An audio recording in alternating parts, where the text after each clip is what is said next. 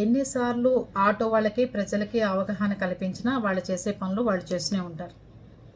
కనీసం ఆటో వాళ్ళని కేసులు రాయాలంటే చాలా భయపడే పరిస్థితి అధికారులకి. లేని వాడి మీద అధికారుల నిర్లక్ష్యం అని వాళ్ళంతా వాళ్ళు వెళ్ళి కేసులు రాస్తే ప్రజలు ఒప్పుకోరు, ఆటో సంఘాలు ఒప్పుకో, ఆటో వాళ్ళు ఒప్పుకోరు.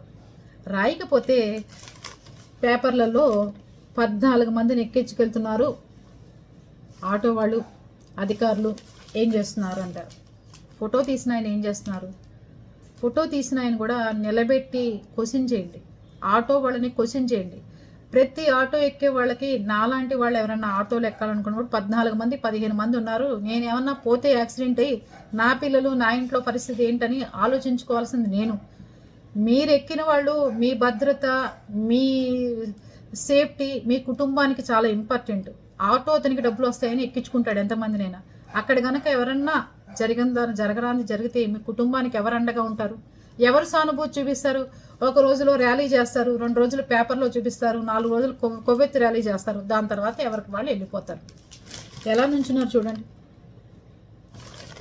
ఇన్ని సందుల్లో అధికారులు ఎన్ని ఆటోలని సీజ్ చేయాలి, ఎంతమందిని పట్టుకోవాలి, ఎన్ని చేయాలి, ఎంతమంది పోలీసులు, ట్రాఫిక్ పోలీసులు, రవాణా శాఖ అధికారులు, వీళ్ళందరికీ ఎప్పుడు వస్తుంది కంప్లైంట్? ఎప్పుడైనా ఇలా ఫోటోలు వచ్చినప్పుడు వాళ్ళు 4 రోజులు చేస్తారు. 5వ రోజు ఏమవుతుంది? ప్రతిరోజు చెకింగ్ చేయలేరు కదా. 5వ రోజు ఏం చేస్తారు? ఇంకో సందులో ఇంకోటి ఎక్కించుకెళ్తుంటాడు. ప్రజల్లో చైతన్యం రావాలి, ప్రజల్లో మార్పు రావాలి. అధికారులు ఉండో, నాయకులు ఉండో ఎవరిని ఎవరు మార్చలేరు. మీకు మీరే మారాలి. మీకు మీరే మారిన రోజే మీ ప్రాణాలు మీ చేతుల్లో ఉంటాయి, లేకపోతే గాల్లో కలిసిపోతాయి. అది అంతకంటే ఏం చెప్పలేం. ఆటో వాళ్ళు కూడా ఇంతమందిని ఎక్కించుకెళ్తున్నాం, ప్రమాదం జరిగితే ఎట్లాగానే ఆలోచించుకోవాలి.